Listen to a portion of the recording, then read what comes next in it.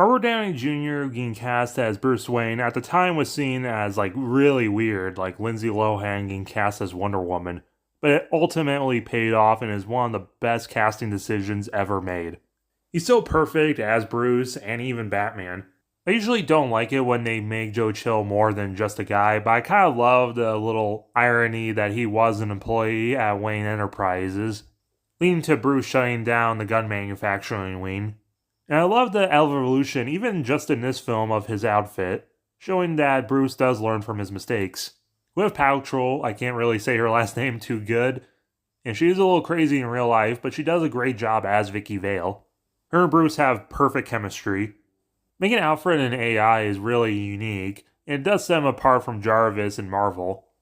Jeff Bridges as Hugo Strange is a unique take on the character. He kind of reminds me of Derek Powers from Batman Beyond, in a very similar situation with Wayne Enterprises. And the end fight between the two dressed as Batman was really cool.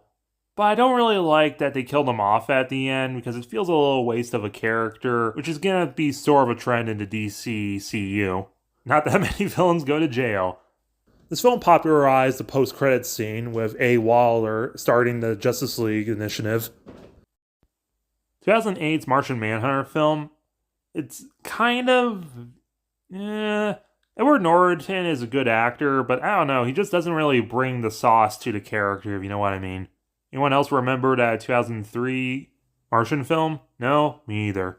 I think most people just remember this film mostly for the end fight scene with Solomon Grundy, which it does look kind of cool, even if it's the only time we actually see Solomon in the film, and he does have a pretty bad design.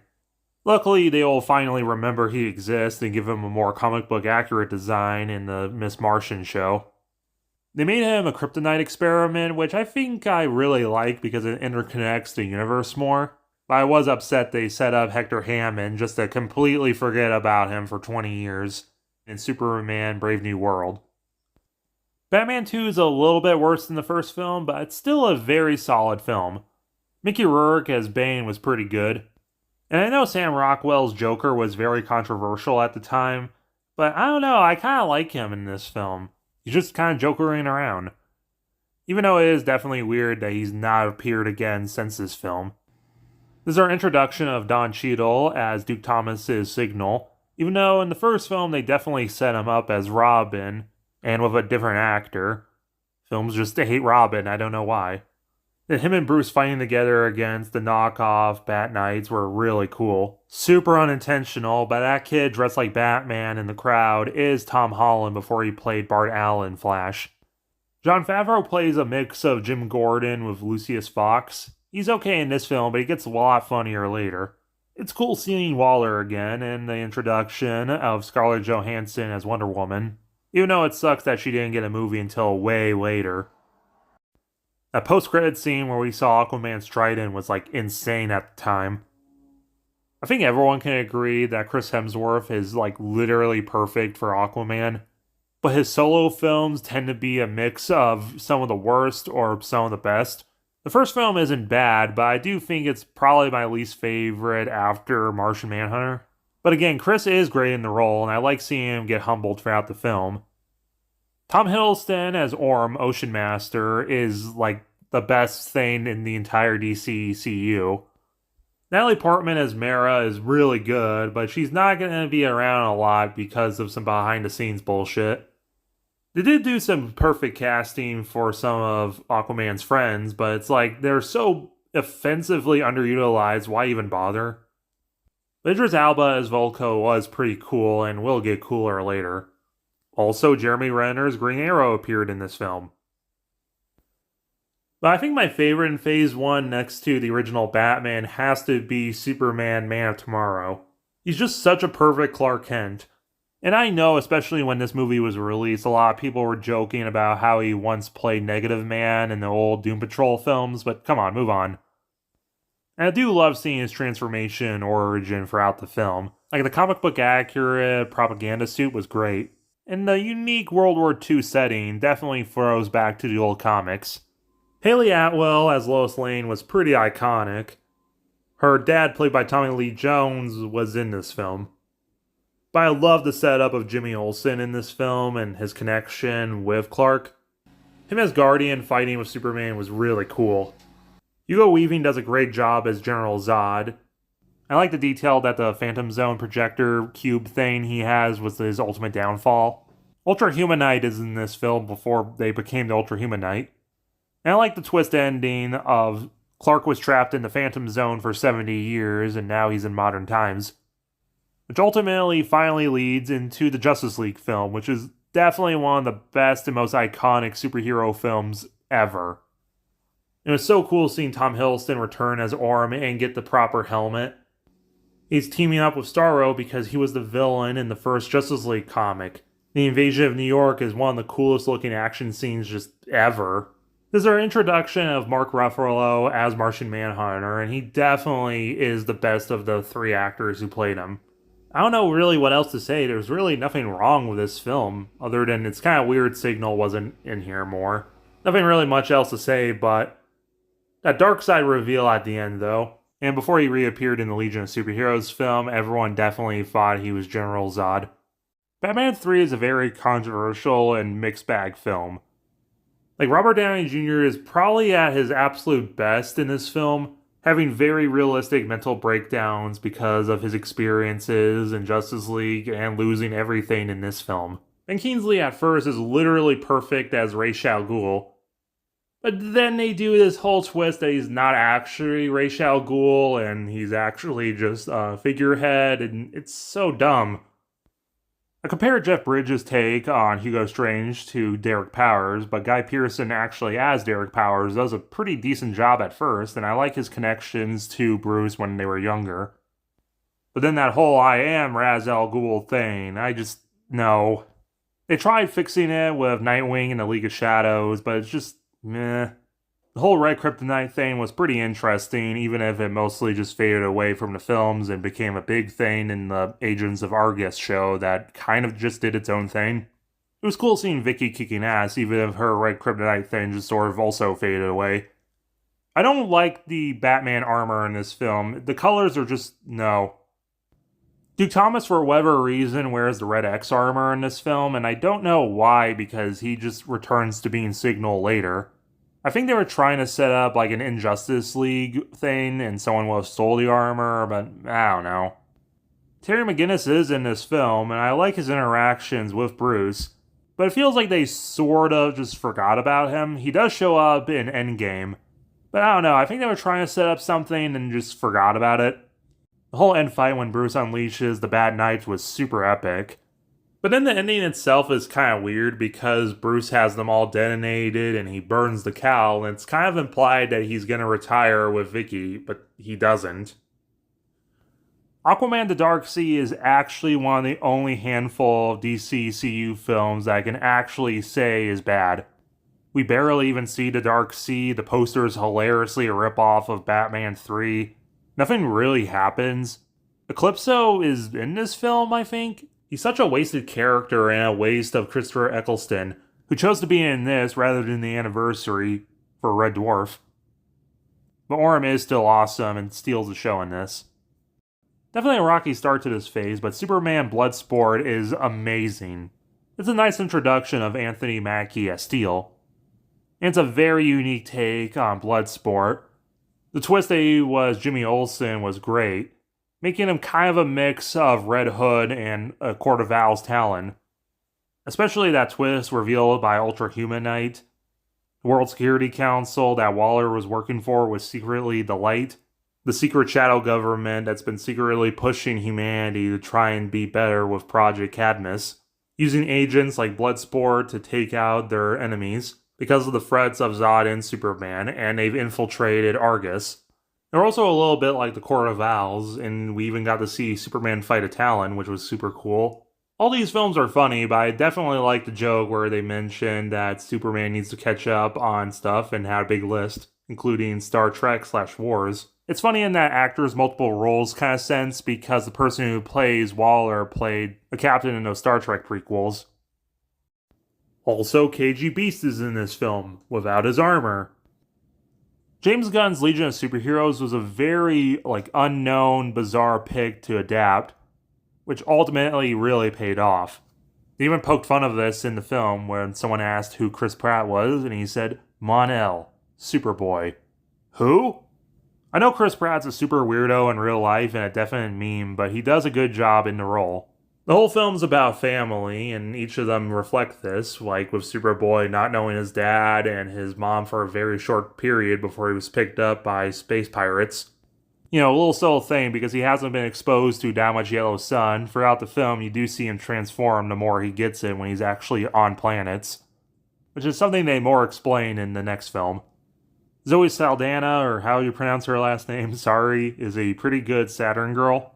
I like her and Superboy's relationship and the twist that she's the daughter of Darkseid, albeit adopted. Dave Bautista as Bouncing Boy is iconic and hilarious. Bradley Cooper is amazing as Timberwolf, and Vin Diesel as Proddy definitely deserves more credit. He doesn't just say, I am Proddy, and they use that one clip over and over. He says it multiple times and even dubbed it into other languages. Michael Rooker as Lightning Lad is really funny, and he even acts as a surrogate dad to Superboy. Even a little bit of nepotism, Sean Gunn, brother James, is pretty good as Karate Kid. I like that they set up the Green Lantern Corps here, and come on, I mean, John C. Reilly as Nort is, like, perfect. But it's also kind of weird that they've been developing a Green Lantern Corps movie for forever, and they still haven't done it.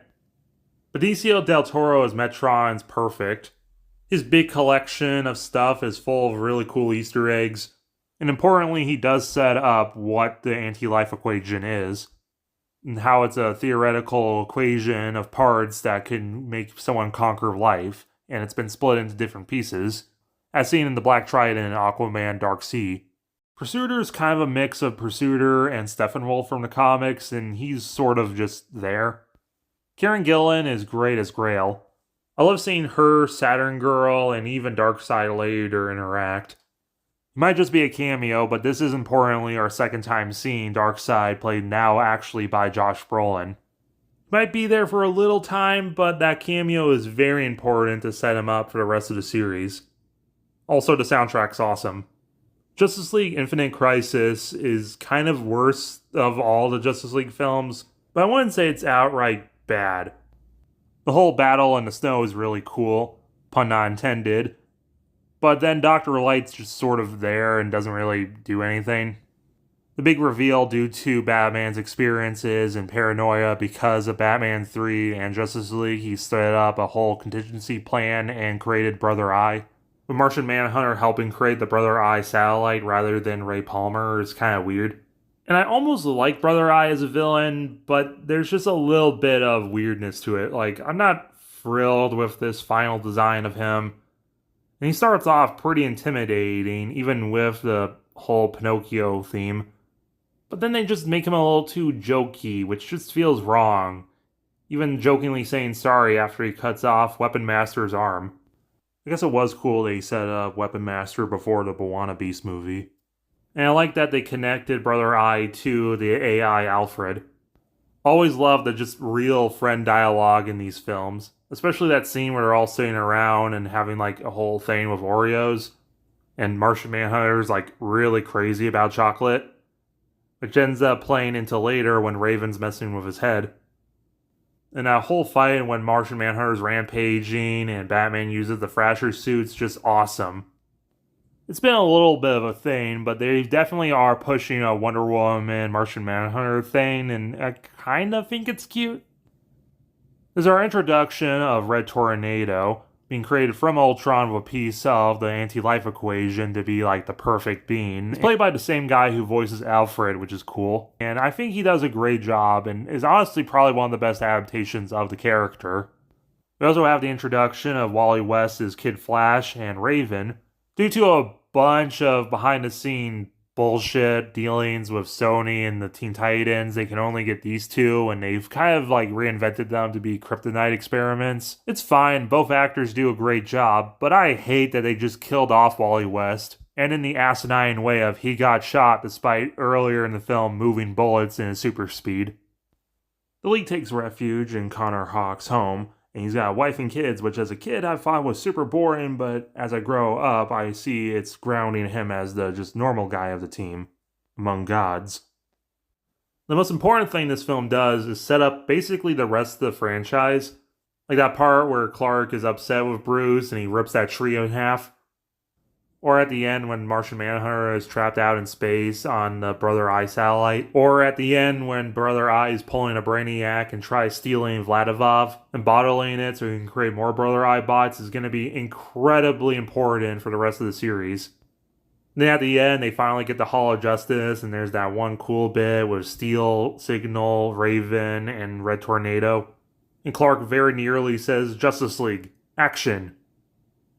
The Atom's a very weird film to be the finale to Phase 2.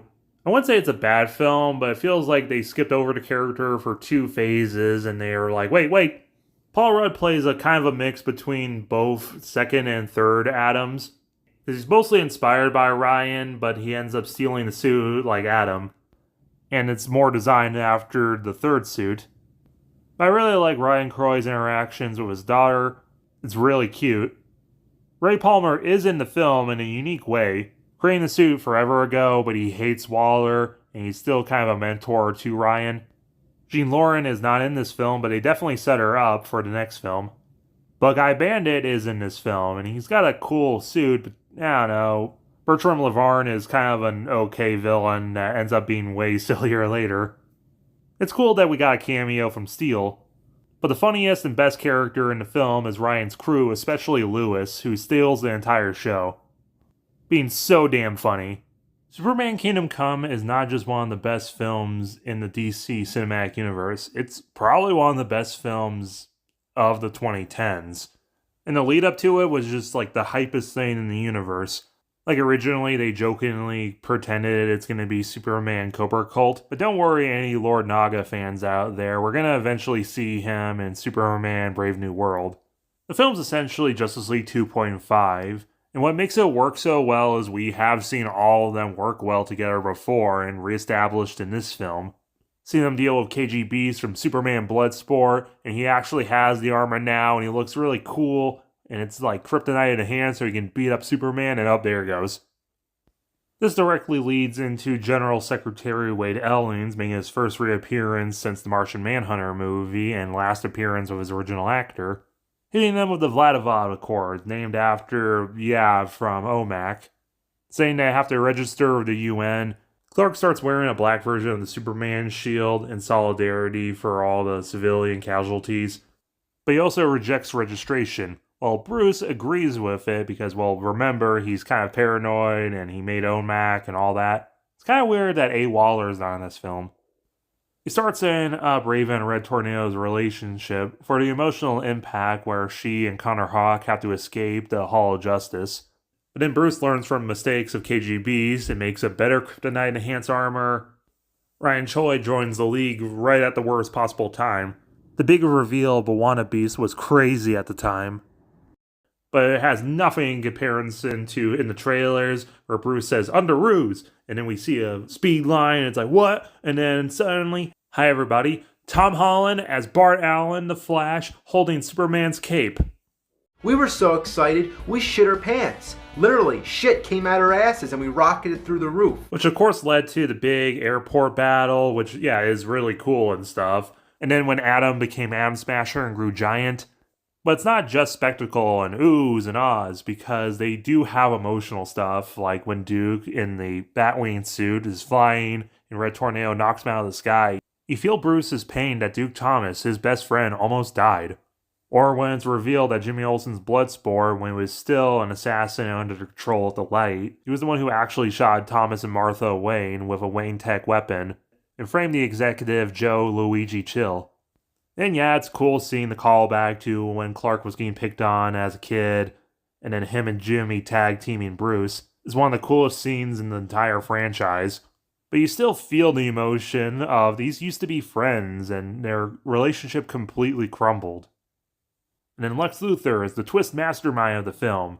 They make him a bit of a mix of Count Vertigo because he was the president of Vladivov. I like him in this film, but I think it would have been better if he wasn't here. If that makes any sense. Like, he does exactly what he needs to, and it's really weird it took them this long to adapt Lex Luthor, but I don't know, just the whole tragedy of the film probably would have been better if there wasn't a mastermind behind it. Also, this actor looks exactly like Tobey Maguire, and no one brings that up. And I mean, Lex's plan does work. The League is shattered, most of Team Soup is locked up in the gulag. Team Bat had to register, and they're kind of shaky about each other. And Superman and Bloodsport are on the run. Dr. Fate is a really great character that definitely deserved a film at this point. Benedict Cumberbatch at the height of his popularity as Kent Nelson is kind of a good choice. Naboo's a really fun character, especially when they give him a physical projection with magic of his body. And Linda Strauss being the previous host of Naboo is pretty good in the film. Being a mentor to Kent Nelson. It's a definitely unique take on Wotan. I mean, it kind of is what he is, but I think they could have used him a lot more, especially given they cast Mads Mikkelsen to be a henchman of his. Why couldn't they just have him be Wotan? Ben Stoner, Anti-Fate, might as well not even be in this film, though. Like, why bother if he's not going to do anything? Legion of Superheroes Volume 2 is incredible, and I love how they deal with the theme of found family. Like Superboy finding out that his dad is Brainiac, which is a very unique take on the character. Excellently played by Kurt Russell. He's a Kryptonian robot sent out into the universe to protect and collect dying species, which is why Mon-El was created. But it also turns out there's a pure-blood Kryptonian on Earth, and Earth might also be slowly getting on that list of needs protection, and he's not the greatest protector. Chameleon is adorable in this film. And they don't really explore it, but yeah, it's definitely implied that she's Mon-El's half-sister. And of course, everyone in Legion's a found family, especially Timberwolf and Proddy, and Baby Proddy was a big marketable meme at the time. And Saturn Girl has to deal with Grail, and the fact that they're both the daughters of Darkseid, and Grail's really coming into her own as a character. And Lightning being Mon-El's adopted father. The line, "He may have been your father, but he wasn't your daddy," hits so hard. He gets a lot of time to shine in this film, like using a single lightning bolt to take out the Legion after it was taken over by Arm Fall Off Boy, sacrificing himself to protect Mon-El, and teaching Karate Kid how to do the lightning tricks so he becomes the new Lightning, ironically looking a little more like he originally did in the comics. Sylvester Stallone makes a cameo. Also, it's really funny and the soundtrack kicks ass. Great film. As well as Flash Home Run, which people did not expect was going to happen because Sony still had the rights to Flash and a bunch of shenanigans. Anyway, Tom Holland as Bart Allen is literally perfect, actually casting a teenager at the time to play a teenager. Grandma Iris West was dramatically aged down, which I don't entirely mind. Honestly, I think it makes a little more sense. I didn't know who Zendaya was before this film, but her take on Valerie Perez is very unique, and I enjoyed her in the role.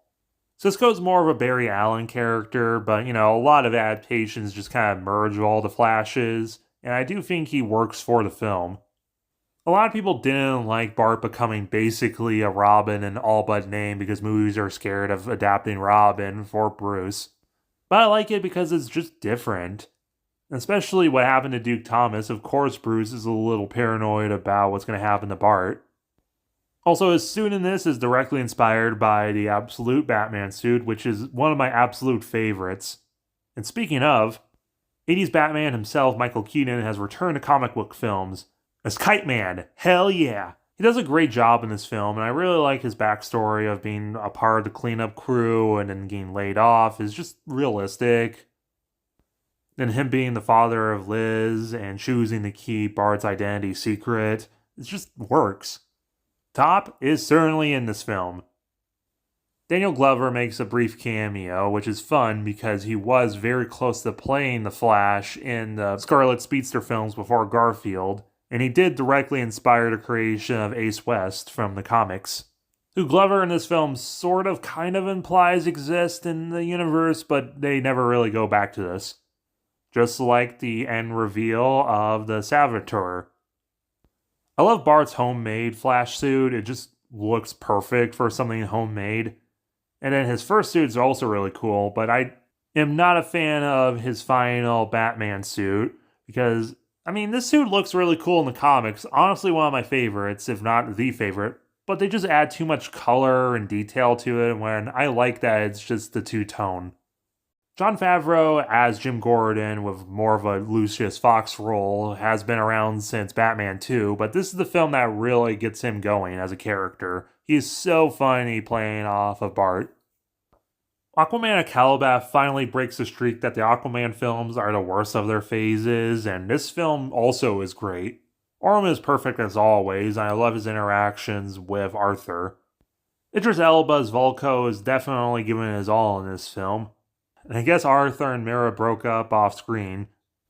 Siren is perfect in this film, being seductive and also creepy. Like when she's able to take off Aquaman's hand, and he gets the gladiator suit when he gets to Battle World, he looks perfect. Oh yeah, this is also the epic return of Mark Ruffalo as Martian Manhunter.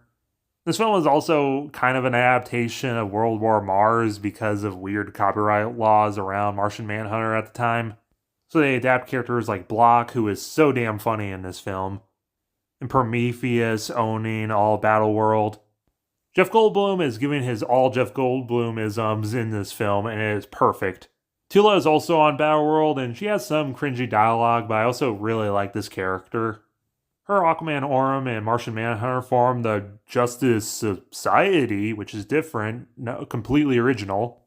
They retake Atlantis from Siren, but as a unique twist, they can't beat her, so they just release the Titan Kronos to destroy Siren and Atlantis in the Aqualabeth, the Great Falling Down.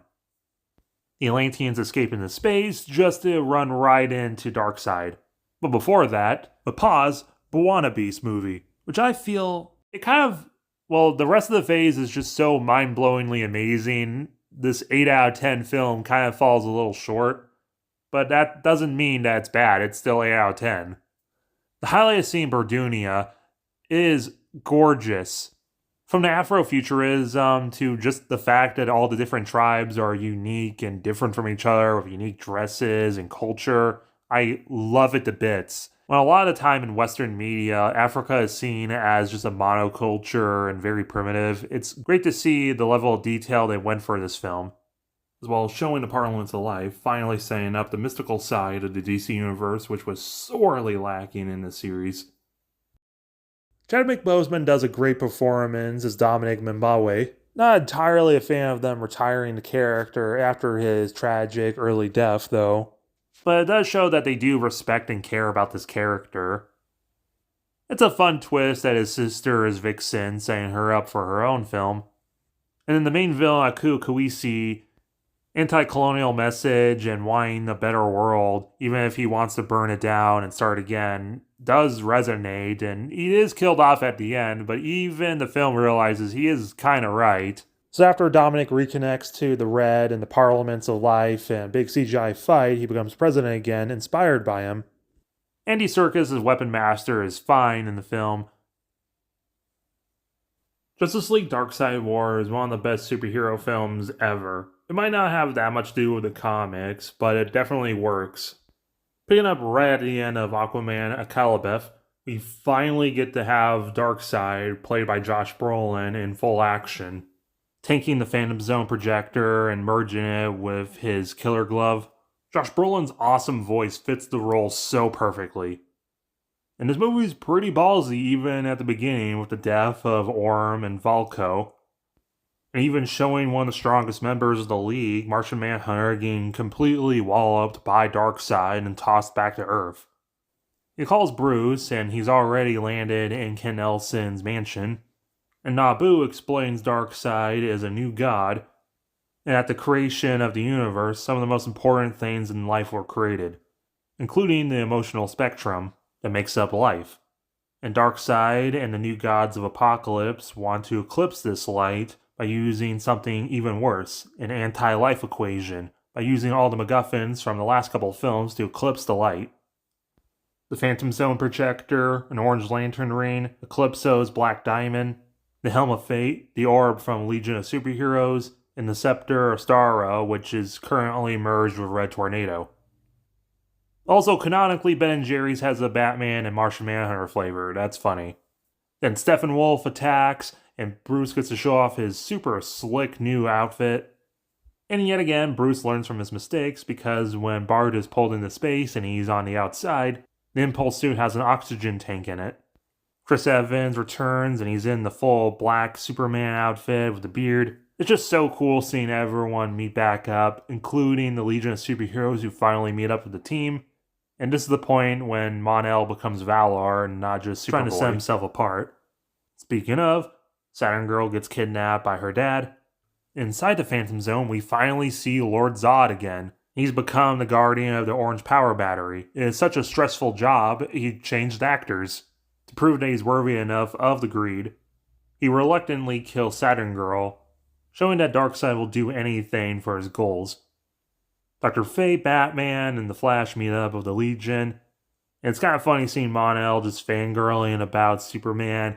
He grew up listening to all his radio stories and used to wear that shirt while he called himself Superboy for so long, and find out that now he's a fugitive, so he really is just like him. Went forward in time to view alternate futures. 14,605,000.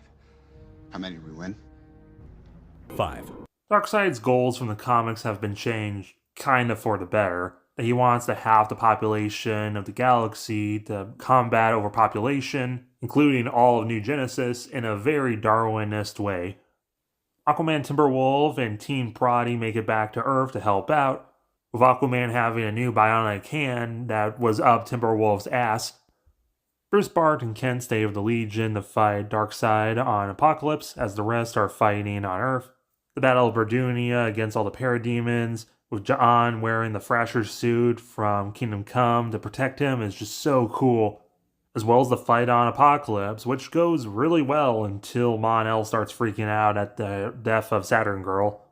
The big tragedy that Raven has to kill Red Tornado, her love, but then Darkseid just reverses time with all of his powers and just kills him again for the power. Aquaman tries stabbing him. You should have gone for the head.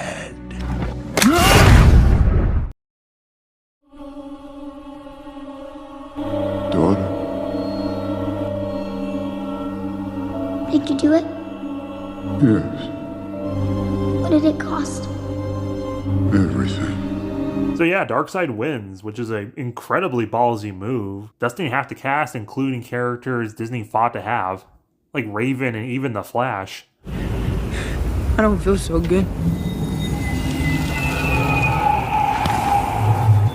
He did it. I know there's a part 2, but this is an incredibly well done cliffhanger that shocked literally everyone at the time that Disney had the balls to do that. Let's put a pause on that story and talk about the Atom and Bumblebee. It's not a bad film, but much like the first film, it comes out at a very weird time. Well, of course, Lewis and the gang are really funny as always, the best part of the film.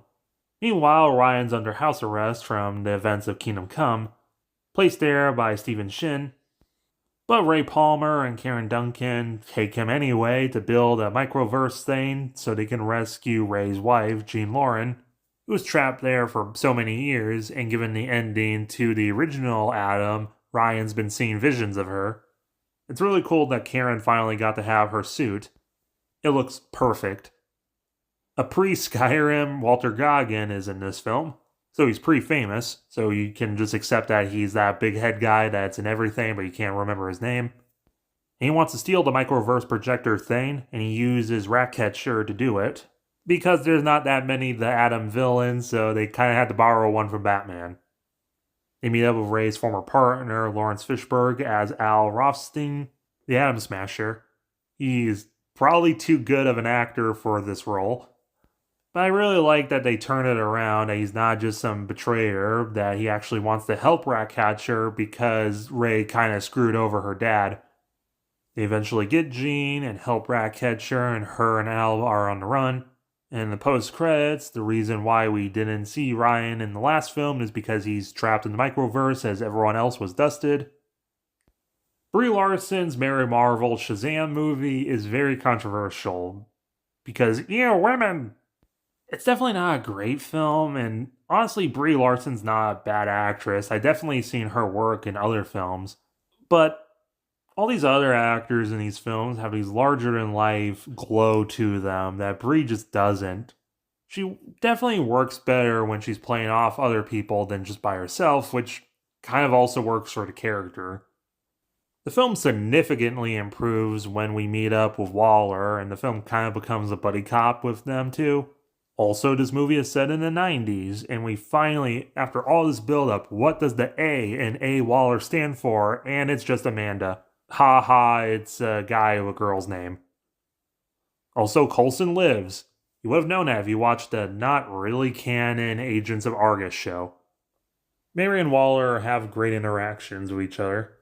The villains are certainly there, and I probably couldn't tell you their names even if I did look them up. Ugh. But more importantly, the film does set up the Imperium, which will be important later. Justice League Endgame is the finale to an 11-year story, which started all the way back to 2008's Batman. I was 7 years old when that came out, and when Endgame came out, I was a senior in high school. I still think the film holds up wonderfully, even without that 11 years of build-up. Some people were disappointed with it, but when the hell aren't they? Even in the opening scene, when Grail and Bruce are saved from deep space by Mary Marvel, and they all come together to try and jump Darkseid just to find out that all the artifacts were destroyed, sets up how dire everything feels. Then 5 years later, in 2023, Ryan Choi somehow escapes the microverse. He meets up with the League and they want to make a time machine, Eric Stoltz style, with the microverse. But Bruce doesn't want to give up his future with his wife Vicky Vale and his daughter Helena. But then after a little, probably too easy convincing from Ja'an, they consider multiverse theory, and luckily the Time Police aren't written yet, so they're gonna do it. Also, Ja'an is completely fine with going full Martian in public now. The surviving Atlanteans settled in New Atlantis and Bermuda, and Arthur really let himself go because of the shame of not killing Darkseid.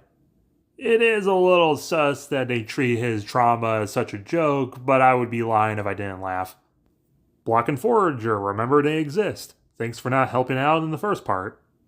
Connor Hawke has spent the time becoming Sportsmaster, and of course, because movie, he takes that mask off in like 5 seconds because certain Netflix series become canon. Cough, cough. So using the shenanigans of the microverse, they travel back to the first movie, which is really cool. But then they end up losing the Phantom Zone projector to past Orm, so they have to go even further in the past. This is sadly our last Jack Kirby cameo ever because he passed away during the production of this film. Ironically, his last cameo is him as a hippie. Bruce meeting Thomas Wayne was insane. And after a bunch of shenanigans probably causing a lot of doomed timelines and Wonder Woman sacrificing herself, they got all their crap. But unfortunately, Grail gets captured by past Darkseid and replaced by past Grail. But they still have enough time for Martian Manhunter to snap reversely, causing the life equation.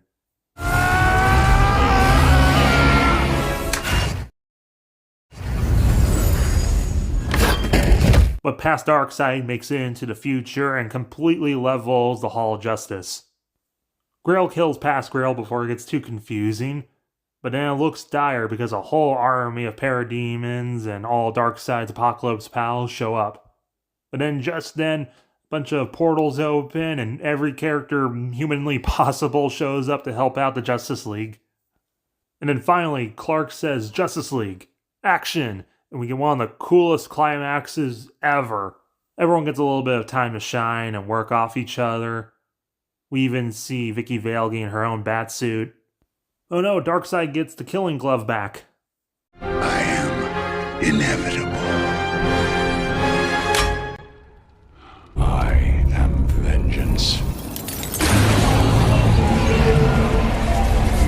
I am the night. I am Batman! And so Bruce wipes out the armies of Apocalypse in exchange for his own life. Bruce's death hits so hard because we literally grew up seeing him. It hits incredibly hard. It even brought back Terry McGinnis from Batman 3. The whole Jim Gordon comforting Helena and saying she can have all the cheeseburgers in the world is such a nice callback to the first film. Then everyone starts heading out, with Tula becoming the new king of New Atlantis, and Aquaman joins the Legion of Superheroes with past Stargirl. Clark decides to head back in the past and return all the MacGuffins, but he also decides to stay in the past and live the life he missed out on with Lois because he was trapped in the Phantom Zone for all those years. And he even gave up his superpower so he can grow old with her. And he officially gives the cape to John Henry. Honestly, this is probably the perfect ending to the original team. And I'm definitely not going to be the kind of person that says they should have just stopped making movies after this point, but if they did, this would have been the great finale. And then Flash Far From Home came out very soon after, and the trailer spoiled the whole mural. This is a good film, but it's pretty awkwardly placed and should have just been the beginning of Phase 4. Much like how The Atom should have just been the beginning of Phase 3.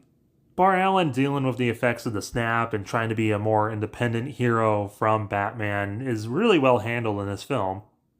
Some might say the trio going on a Euro trip at school might be a little too lighthearted following the events of Justice League Endgame, but I feel it's completely granted after the very sad ending to the last film. Valeria Perez and Bart's relationship is very cute.